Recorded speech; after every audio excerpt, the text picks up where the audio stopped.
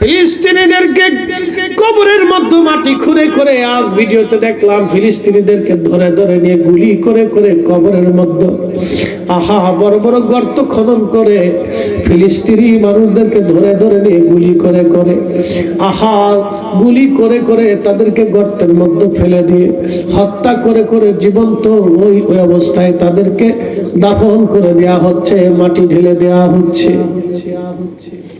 পৃথিবীর সবচেয়ে বড় বড় বর্বর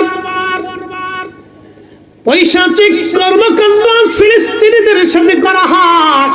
বিশ্ব বিবেক আজকে নীরব, আরবের রাজা বাচ্চারা আজকে নীরব হয়ে গেছে। আরবের রাজা বাচ্চারা আজ বড় নীরব, বড় মুনাফিকের ভূমিকা নিয়েছে। আরবের রাজারা ইসরায়েলের নেতার সাথে ফোনে কথা বলে, আরবের রাজারা বড় নীরব হয়ে গেছে। জর্দান নীরব হয়ে গেছে, মিশর নীরব হয়ে গেছে। কুয়েত আর কাতার, বাহরাইন, দুবাই নীরব হয়ে গেছে। সৌদির বাচ্চা কথা বলে না, সৌদির বাচ্চা কথা বলে না। সুদূর ইয়ামানি হুতি যোদ্ধারা সুদূর ইয়ামান থেকে ফিলিস্তিনিদেরকে বাঁচানোর জন্য তারা ক্ষেপণাস্ত্র ছুড়ে। আমি ঈমান দেখেছি ইয়ামানিদের মধ্যে। একবার জোরে বলা যাবে কি আল্লাহু আকবার? হাজার মাইল দূরের ইয়ামানিরা সুদূর ইয়ামান থেকে ফিলিস্তিনিদেরকে বাঁচানোর জন্য ইসরায়েলের উপরে তারা ক্ষেপণাস্ত্র ছুড়ে মারে, অথচ পার্শ্ববর্তীদের জর্দান একটা গুলি ছুড়ে মারার সাহস করে না। ওদের মতো মুনাফিক পৃথিবীতে আর কেউ হতে পারে না। কথা বলেন ঠিক না ঠিক?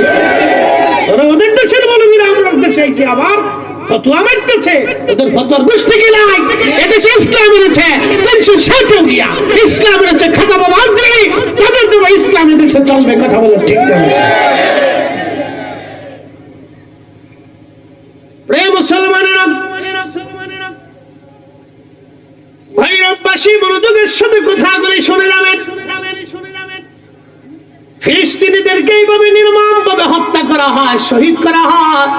যারা আল্লাহর পথে শহীদ হয় তাদেরকে গোসল দেওয়া হয় না, বিনা গোসলে তাদেরকে দাফন করা হয়। কারণ কি প্রশ্ন করতে পারেন ফরিদে হুজুর? কারণ কি? কিয়ামতের ময়দানে শহীদরা রক্তমাখা অবস্থায় আল্লাহর দরবারে দাঁড়ায় যাবে। ওয়া ইদাল কুবুরু বুসিরাত আলিমাত নাফসুম মা কদ্দামাত ওয়া আখারাত। আল্লাহ কুরআনুল কারীমে বললেন সেই দিন কবর উদ্দোলিত হবে, কবর থেকে মানুষ উঠাবে। ওই যে বলেছিলাম, আল্লাহ বলেন ফা আহিয়াকুম, তোমাদেরকে জীবন দিলাম, সুম্মা ইউমিতুকুম, আবার তোমাদেরকে মৃত্যু দেব, সুম্মা ইউহয়িকুম, আবার তোমাদেরকে কবরে জিন্দা বানাবো। এরপরে আমার দিকে তাকান, এরপরে আল্লাহ কোরআনে বললেন সুম্মা ইলাইহি তুরজাউন, এরপরে তোমরা অতঃপর আমি আল্লাহর কাছে ফিরে আসবে, প্রত্যাবর্তিত হবে, আমি আল্লাহর সামনে তোমরা দাঁড়াবে। সেই মাহশরের মাঠে, কঠিন হাসরের মাঠের বিচারক, বিচার দিবসের মালিক আমার আল্লাহ, মালিক ইয়াউমিদ্দিন, বিচারের দিনের মালিক আল্লাহ। সেই দিন শহীদরা ওই অবস্থায় কবর থেকে উদ্দোলিত হবে, তাদের শরীরে সেই দিন গোশত রক্ত মাখা অবস্থায় থাকবে, জায়গা ক্ষত থাকবে। কারো যদি হাত কাটা হয় তাদের হাত কাটা অবস্থায় থাকবে, রক্ত ঝরতে থাকবে। সেই হাসরের ময়দানে কাউকে যদি গুলি করে শহীদ করা হয় তাহলে তার গুলির চিহ্ন থেকে রক্ত বের হতে থাকবে। কাউকে যদি বম্বিং করে হত্যা করা হয় তাহলে ওই অবস্থায় কিয়ামতের ময়দানে আল্লাহর সামনে দাঁড়াবে। আল্লাহ ডাক দেবে, আমার বান্দারা তোদের গায়ে রক্ত কেন?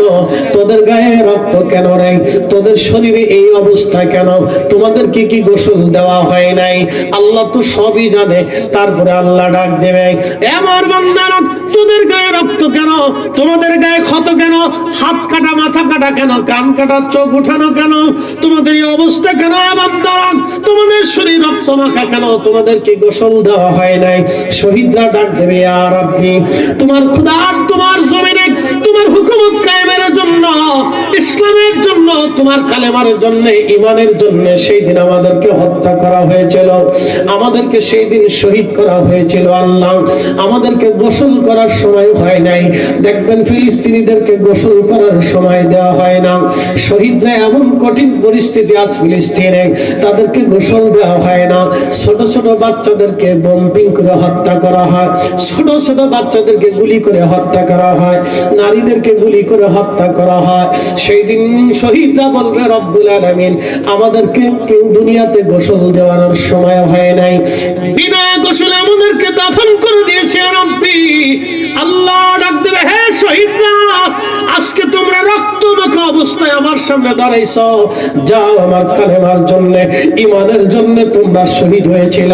আমার শহীদরা, আমি আল্লাহ আজকে তোমাদেরকে কোনো কিছু জিজ্ঞাসা করব না, তোমাদেরকে পানির কথা জিজ্ঞাসা করব না, নামাজের কথা জিজ্ঞাসা করব না, রোজার কথা জিজ্ঞাসা করব না, হজের কথা জিজ্ঞাসা করব না, বাবা মার খেদমতের কথা জিজ্ঞাসা করব না, লেনদেনের কথা জিজ্ঞাসা করব না, তোমার জীবনের হালাল হারামের কথা জিজ্ঞাসা করব না, তোমার জীবনের ইনকাম রুটি রুজির কথা জিজ্ঞাসা করব না, তোমার সন্তান সন্ততির জিজ্ঞাসা করব না, তোমার স্ত্রী পরিজনের জিজ্ঞাসা করব না, তোমার দেশের জন্ম তোমার এলাকার কথা জিজ্ঞাসা করব না।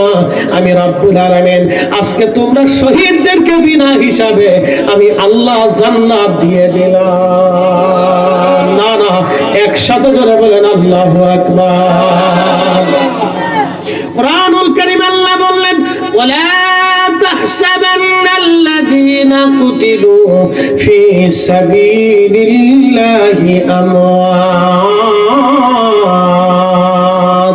আল্লাহর পথে যেন মৃত্যুবরণ করে তোমরা, বাল আহইয়া, তোমরা তাদেরকে মরা মনে করিও না, বাল আহইয়া, তারা জিন্দা জিন্দা জিন্দা জিন্দা।